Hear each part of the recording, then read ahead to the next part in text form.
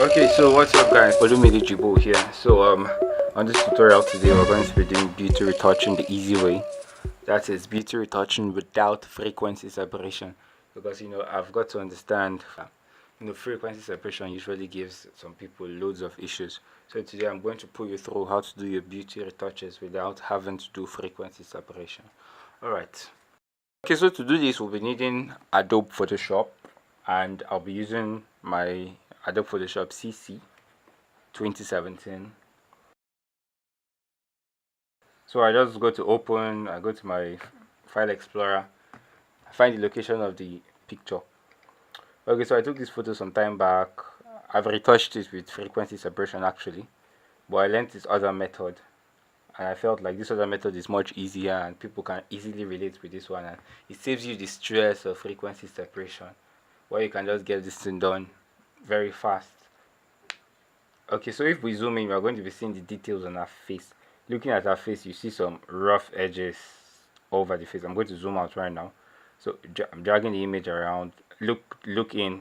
You are going to see some rough edges on her forehead. Look at her forehead, down to her eyebrows, down to her teeth, to her jaw and her chin. So I'll just zoom out. Then, alright, so let's get it started. So first now I'll unlock the background.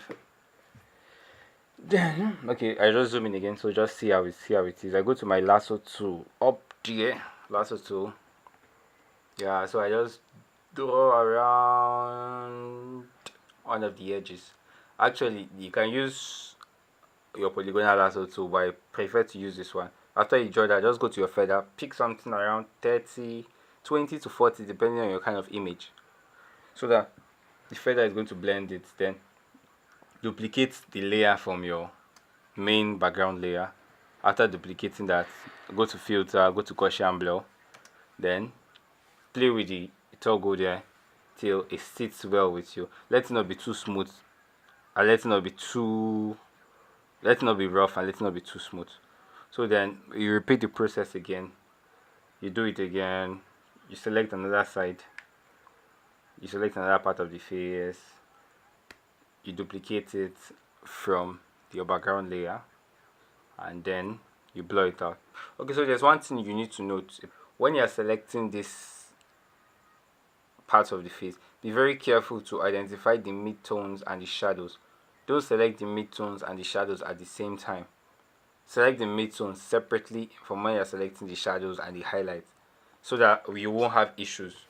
Don't forget, separate the midtones from the highlight from the shadows. And there are some features on the faces that you shouldn't select as well.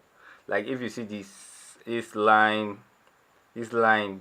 just under the cheekbone there, and the nose, there are some edges, and the eyes just above the eyes.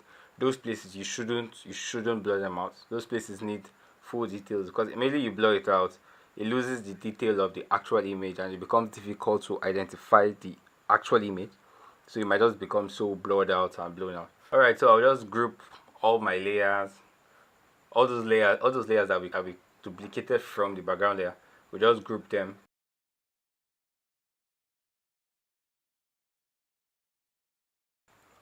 So then this face is actually very smooth, very smooth. So we're just going to add some texture to the face to make it look more real.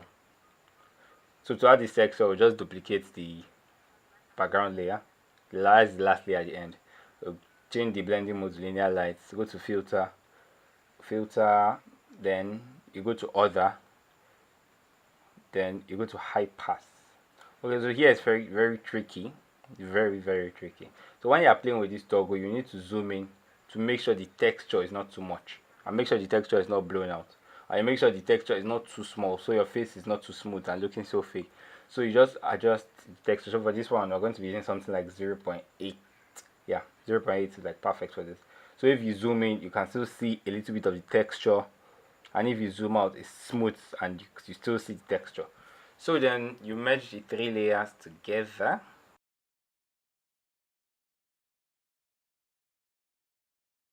I go to camera raw filters, and we're going to effect some corrections from camera raw filters. Just play around with this, play around with that till we get something ready.